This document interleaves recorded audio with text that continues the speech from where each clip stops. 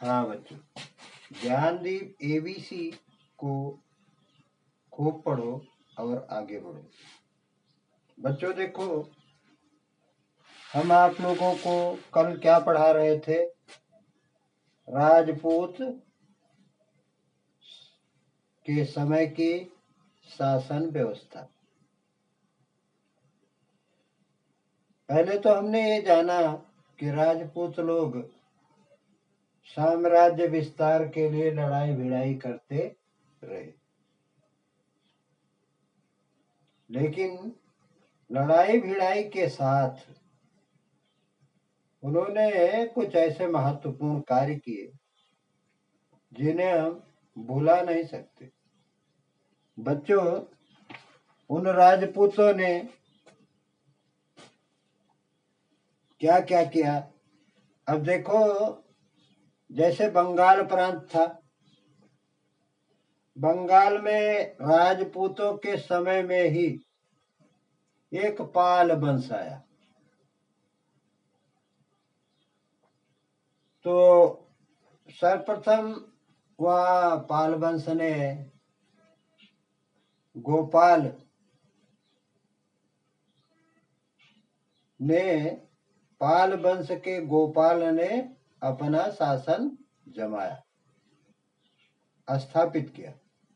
और इसके बाद उस पाल वंश के तमाम शासक, जैसे गोपाल के बाद गोपाल 750 से 770 ईस्वी तक थे, और धर्मपाल 770 ईस्वी से 815 ईस्वी तक शासन किए।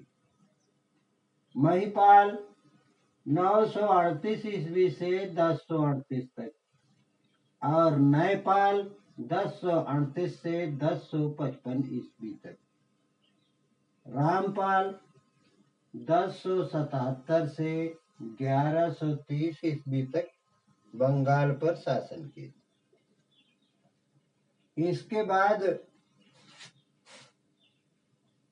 इसके बाद क्या हुआ?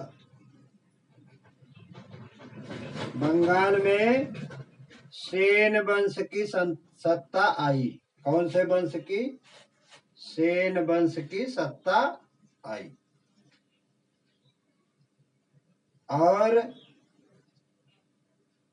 उन्होंने अपना शासन करना आरंभ कर दिया।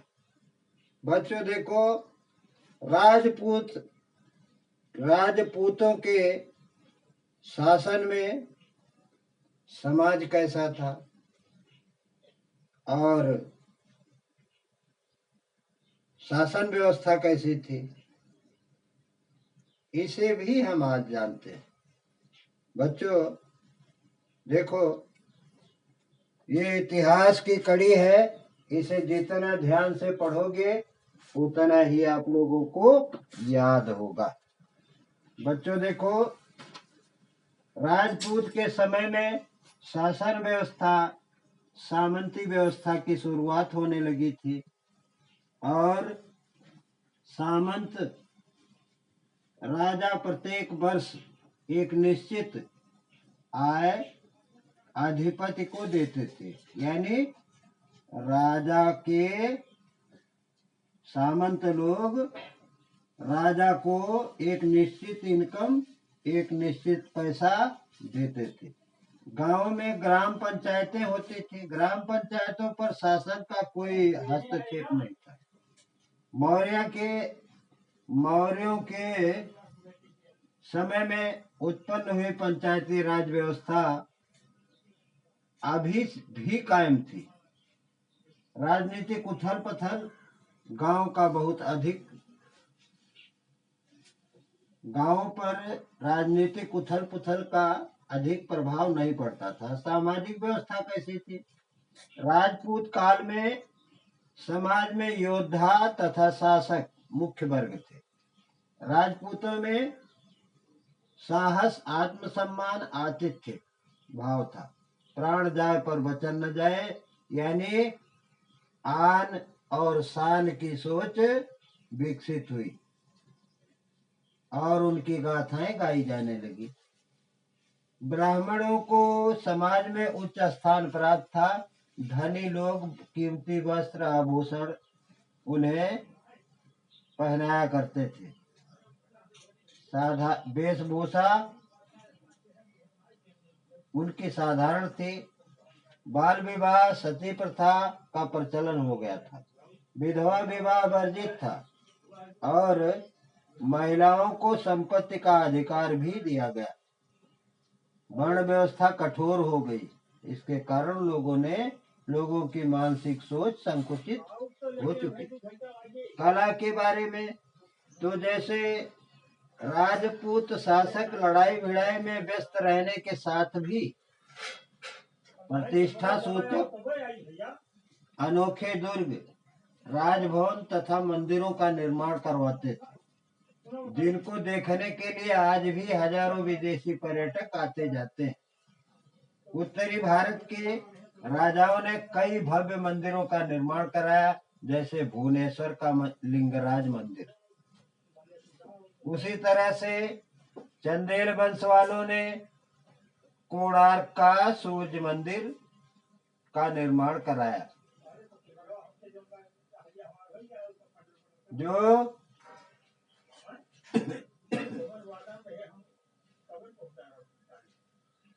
विष्णु तथा जैन तीर्थंकरों को समर्पित कई मंदिर बनवाए, जिसमें खजुराहो का कंदरिया महादेव मंदिर अपनी बनावट के लिए बहुत प्रसिद्ध है। ये सभी मंदिर पीले रंग के बलुआ पत्थरों के बने। इन मंदिरों में आज भी सांस्कृतिक कार्यक्रम किए जाते हैं। और कोणार्क का सूर्य मंदिर गंग वंश के नरसिंहा प्रथम के द्वारा बनवाया गया था। रथ के आकार के इसमें 12 पहिए लगे हुए, घोड़े इस रथ को खींचते हुए दर्शाए गए हैं। मंदिरों का खर्च चलाने के लिए ऊंचे वर्ग के लोग सोना चांदी, कीमती पत्थर, मोती आदि धन धान्य दान देते थे और ये धन धान्य से परिपूर्ण थे। शिक्षा, राजपूत शासकों के समय में आश्रमों, पाठशालाओं, विश्वविद्यालयों की शिक्षा दी जाती थी। इस समय नालंदा विश्वविद्यालय, विक्रमशिला, उज्जैनी, कन्नौज, काशी, धारा नगरी प्रमुख शिक्षा केंद्र थे।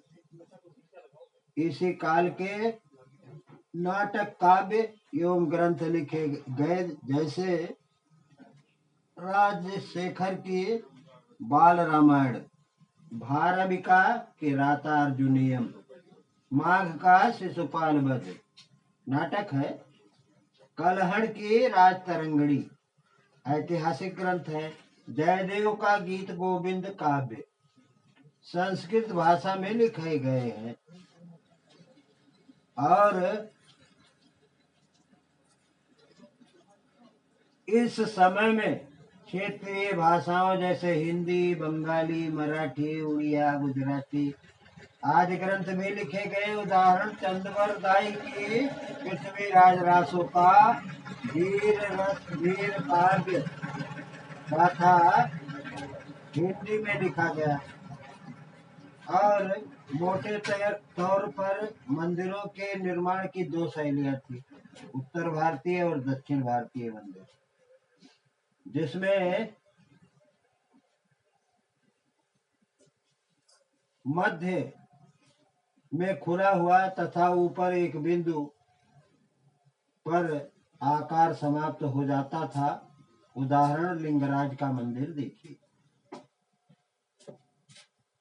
और दक्षिण भारतीय शिखर पिरामिड की तरह दिखते थे, जैसे कई खंड होते थे, प्रत्येक को क्रमशः ऊपर की ओर से नीचे की ओर से छोटा होता जाता था।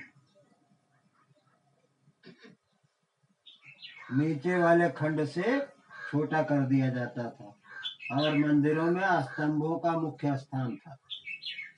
इस तरह से आप यह भी जान लीजिए कि बंगाल में किसी समय सेन वंश भी आया। सामंत सेन ने सेन वंश की स्थापना की।